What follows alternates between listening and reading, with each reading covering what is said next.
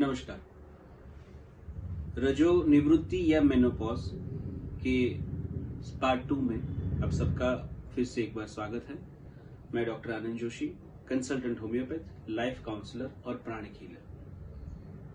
रजो निवृत्ति या मेनोपॉज के पहले भाग में हमने देखा कि बॉडी फंक्शन कैसे करता है, कौन से हार्मोन इन्फ्लुएंस करते हैं मेंसेस को बनाए रखने में, कौन से हार्मोन्स के कम हो जाने पे मेंस्ट्रुअल विड्रॉल होता है या रजो निवृत्ति होती है, और इसकी शरीर के बाकी अंगों पे क्या क्या असर हो सकती है और किस कारण से सारे चिन्ह आते हैं।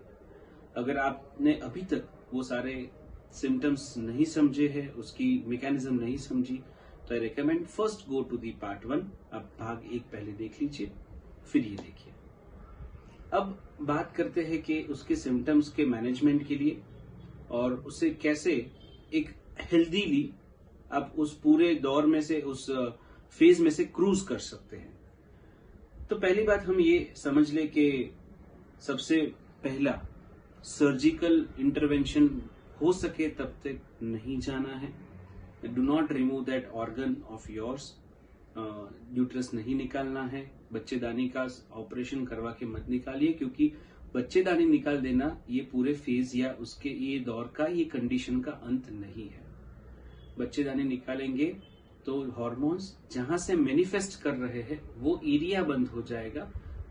हालांकि हार्मोन्स का मैनिफेस्टेशन यानी हॉट फ्लशेस, हेडेक्स, आपके इरिटेबल मूड्स, वो शायद वैसे ही रहे या बढ़ भी सकता है। तो बच्चेदानी ना निकाले तो फिर हम क्या करेंगे, मेंसेस को कैसे मैनेज करेंगे, ज्यादा फ्लो, कम फ्लो, पेन जो है और बाकी के सिम्टम्स को। तो सबसे पहले समझिए, ये एक नॉर्मल लाइफ प्रोसेस का पार्ट है। जैसे ही हम इसे एक नॉर्मल लाइफ प्रोसेस का पार्ट समझेंगे, हम इसे एक अच्छी तरीके से डील करने में के लिए तैयार हो जाएंगे। जैसे मान लीजिए बच्चों में टीथिंग का एक फेज होता है। जब दांत आते हैं तब बच्चों को डायरिया होता है, बच्चों को बुखार भी आ सकता है। तो हम उसके लिए कुछ ना करके बस उसमें बच्चे को कम से कम कैसे तकलीफ हो वैसे रखते हैं। जैसे प्यूबर्टी हो गई, जब महिलाओं में मेंसेस शुरू होता है, जिसे मेडिकल टर्म्स में मेनार्की भी कहते हैं, जब फर्स्ट मेंसेस अपीयर होता है तब शायद कई महीनों तक पेन होता है, मेंसेस का फ्लो कम या ज्यादा होता है, तब भी बहनें माताएं इतनी स्ट्रगल करती है। वैसे ही ये एक पार्ट है। तो surgical solution is not the way out. इसे करने के लिए क्या करें, तो सबसे पहले be ready for that phase. 40 से लेके 60 इयर्स की एज तक ये कभी भी आ सकता है। तो prepare yourself in general fitness 1।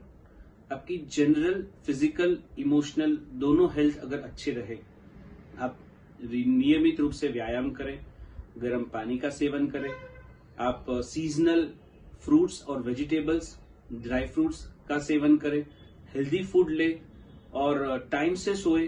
अगर इतना आप एक नियमित लाइफस्टाइल मेंटेन कर सकते हैं तो शायद आपके हार्मोन्स आपको बहुत प्रॉब्लम नहीं देंगे। वॉकिंग, जॉगिंग, स्विमिंग, डांसिंग, ये सारी फिजिकल एक्टिविटीज है जो आप बिल्कुल घर पर कर सकते हैं, और इसके कारण आपका एक जनरल फिजिकल हेल्थ भी बना रहेगा, मसल टोन्स भी बने रहेंगे, हार्मोन्स के लेवल और फीडबैक मैकेनिज्म भी अच्छी तरह से मेंटेन हो पाएंगे। तो ये करना है। और आप जो कर सकते हैं इसके साथ साथ इस including yoga as part of your life. आप योगासन को जितनी अच्छी तरीके से पार्ट ऑफ लाइफ बना पाएंगे, जितनी जल्दी बना पाएंगे, ऐसा जरूरी नहीं है कि आपको कोई स्पेशल योगा करने हैं। Start with some basic yoga activities where you can just do some very natural common poses that can be helped from YouTube. We can have teachers who can teach you online. You can have teachers where you can go and practice with them, and they are not that costly. They are pocket friendly. It's just we need to be ready mentally. हमें मानसिक तौर पे उसको स्वीकार भाव रखना है, तो ऑटोमेटिकली हम ढूंढ लेंगे एक अच्छी जगह पे जहां ये सारी एक्टिविटीज हो सकती है। And I tell you, doing yoga regularly cuts the need of medication by 70%। अगर हम नियमित रूप से योग करते हैं तो शायद 70% मेडिकेशंस की नीड कम हो जाएगी। तो योगासन करें। कुछ नहीं, आपको अगर ध्यान में आ रहा है तो जैसे एक सिंपल, जब भी मान लीजिए पेन हो रहा है तो आप जो बोट पोज सिखाते हैं, lie on your abdomen, raise your head and raise your legs, सिर्फ पेट आपका नीचे छूना चाहिए, आप पेट के बल लेट जाए, सिर और पैर ऊपर करें, ये सबसे अच्छा पोज है। आपको मेंसेस का पेन, डिस्मेनोरिया, मेंसेस के पहले या बाद में जो हो रहा है, और बैक एक को रिलीव करने के लिए boat pose. Remember, sit with cross legs, आप नीचे बैठ जाए क्रॉस लेग्स के साथ, और फिर लेट जाए उसी मुद्रा में, तो उसे मत्स्यासन भी कहते हैं। आपके हाथ पूरे पीछे सिर के नीचे, legs crossed and just lie down. You can extend it, उसे और ज्यादा पावरफुल या हेल्पफुल बनाने के लिए आप सिर रेस भी कर सकते हैं, जहां से आपके थायराइड ग्लैंड के ऊपर भी गला एकदम ऊपर आएगा लेटकर, हाथ पीछे और पैर क्रॉस किए हुए। तो ये मत्स्यासन का पोज भी आपको बहुत मददरूप होगा। ये सारे किसी की सुपरविजन बिना ना करें, एक बार एक ऑथेंटिक सोर्स से जान ले। आप हमारे योगा टीचर से भी संपर्क कर सकते हैं, इसलिए आप इसके लिए आप क्लिनिक के नंबर पे कांटेक्ट कर सकते हैं, या फिर आपके नजदीक में जो भी योगा टीचर हो, this should be helpful for this. तो ये जो 2-4 आसन है आप आराम से कर सकते हैं। This will gradually build your muscular strength, specially your abdominal area, your pelvic muscle floor. Kegel exercise जो है वो भी आप कर सकते हैं, बहुत ही सिंपल एक्सरसाइज है, आपको इंटरनेट पे कहीं पे भी मिल जाएगी। That should also help you build your muscle fibres around the pelvic area, जो ये कॉन्ट्रैक्शंस वगैरह में आपको हेल्प करेगा। इससे आगे मेडिटेशन। मेडिटेशन को आपकी लाइफ का एक बहुत ही इंडिविजिबल पार्ट बनाइए।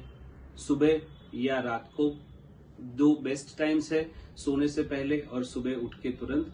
ये 2 टाइम आप 10 से 15 मिनट का मेडिटेशन अगर कर सकते हैं। अगर कुछ समझ में नहीं आता है तो कोई भी एक हल्का सा लाइट इंस्ट्रूमेंटल म्यूजिक रख के, या किसी को भी आप अगर if you are following somebody, just put on their music and just meditate. Guided meditations भी बहुत सारे अवेलेबल है। आप अवेकन ऐप भी डाउनलोड कर सकते हैं, AWAKEN। That's an wonderful app with some lovely guided meditations with emotions attach to it, कि कौन कौन से इमोशंस के लिए भी आप मेडिटेट कर पाएंगे। तो वहां पे आप अवेकन पे जाके भी मेडिटेट कर सकते हैं। तो this meditation has to be a part. Specially hot flushes जब हो तब मैं उसके लिए एक टिप दे रहा हूं आपको। Whenever you have hot flushes, see we have got नाडीज, हमारी शरीर में चक्रास है, हमारे शरीर में नाड़ी है। तो ये सारी जो नाड़ी है, ये दोनों पार्ट को सिंबलाइज करती है, the sun and the moon, the Ida Pingala शिशुला, या फिर आप कह सकते हैं यिन यांग, कोई भी। तो masculine and feminine both parts are here, the sun and the moon both parts are here. जब भी आपको हॉट फ्लशेस हो रहे हैं तो see that you are breathing in from the left nostril, exhaling from the right nostril.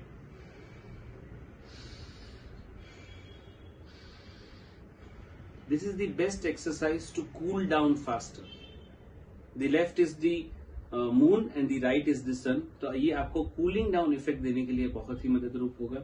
Whenever you feel hot flushes, कभी ऐसा होता है कि रात को आप अचानक से जग गए हॉट फ्लशेस के कारण, सब सो रहे, अब मैं क्या करूं, पंखा तेज कर दिया, AC चालू कर दिया, फिर भी अभी हॉट फ्लशेस जा नहीं रहे, तो ये सिंपल एक्सरसाइज, ब्रीदिंग एक्सरसाइज भी आपको हेल्प कर सकती है। तो आपका lifestyle, exercise, yoga, meditation and pranic healing, energy healing is works wonders in this. Distant healing, no touch therapy है, कहीं पे भी आप बैठ कर ले सकते हैं, और ये हार्मोन्स को मॉडरेट करने में बहुत ही मददरूप हो सकता है। And in fact we have been helping many patients with this energy healing. यहाँ पेशेंट्स अपने घर से सिर्फ प्राणिक हीलिंग चाहिए करके रिक्वेस्ट करते हैं, and we can do it for them too in any corner of the world. ये जरूरी नहीं कि आप क्लिनिक में ही आए या आप अहमदाबाद बेस्ड ही हो। You can call us from any country across the globe, and I and our healers are always ready to help you. अब बात करें थोड़ी मेडिसिन के बारे में, तो there are few medications which can help you as first aid. वापस ये समझिए कॉन्स्टिट्यूशनल इश्यू है, कोई फर्स्ट एड या क्विक फिक्स इश्यू नहीं है, इसलिए आपके नजदीकी होम्योपैथिक डॉक्टर को दिखाएं। वो आपका केस स्टडी करके समझ के ही आपको दवाई दे सकते हैं, उससे पहले नहीं। लेकिन शायद अगर आप तकलीफ में हो, कुछ मेडिसिन अभी लेना चाहते हैं, जब तक आप अपने डॉक्टर के पास जा सकते हैं। तो कुछ ऐसी मेडिसिन के नाम बता रहा हूं जो मेडिसिन आपको हेल्प कर सकती है। तो पहली है लैकेसिस मेडिसिन। ये होम्योपैथिक जो मटीरिया मेडिका यानी होम्योपैथी की जो बुक है, दवाइयों की बुक, इसमें बहुत अच्छा इसका रोल माना गया है मेनोपॉज को मैनेज करने के लिए। यहाँ पे ब्लीडिंग होता है, यहाँ पे वीकनेस होती है, यहाँ हेमरेजेस होते हैं, ये सारी चीजों के लिए दिस इज वेरी इंपॉर्टेंट। तो लैक्टेसिस का एक बहुत अच्छा रोल है मूड इरिटेशन सबके लिए। इससे अगर हम बात करें तो सेपिया एक और मेडिसिन है जो स्पेशली फीमेल्स के हार्मोनल इम्बैलेंस के लिए इंडिकेटेड है, and that also helps much better in this kind of management of menses, चाहे ज्यादा मेंसेस आ रहा हो, कम मेंसेस आ रहा हो। कई बार ऐसा भी सुना है कि मेंसेस बंद ही नहीं हो रहा है शुरू होने के बाद 15 दिन, 20 दिन, 25 दिन, वहां पे हिमामेलिस बहुत ही अच्छी मेडिसिन है जो ब्लड लॉस के कारण साइड इफेक्ट्स होती है, उसमें भी आप ले सकते हैं। कोई भी मेडिसिन लैक्टेसिस, सेपिया, हिमामेलिस इंडिकेशंस के आधार पे जैसे समझाया है 30 पोटेंसी में आप 5 से 7 बूंदे सुबह शाम हल्के गुनगुने गर्म पानी में घोल के एक मेडिसिन, एक साथ तीनों ना ले, कोई भी एक मेडिसिन जो आपको लग रही है कि आपके सिम्टम्स, आपके चिन्हों के योग्य के मुजब है तो वो आप ले सकते हैं, लेकिन तुरंत ही किसी नजदीकी डॉक्टर को दिखाए या फिर ऑनलाइन कंसल्टेशन कर ले। तो अगर हम इतना सारा कर पाए तो मेनोपॉज शायद डील करने के लिए बहुत मुश्किल नहीं है।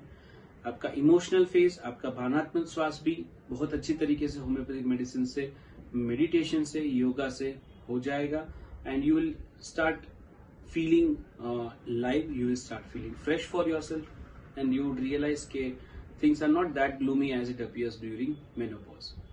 Be vocal, आपकी तकलीफों के बारे में बात करें, आपके फैमिली मेंबर्स को बताएं, आपके डॉक्टर को बताएं।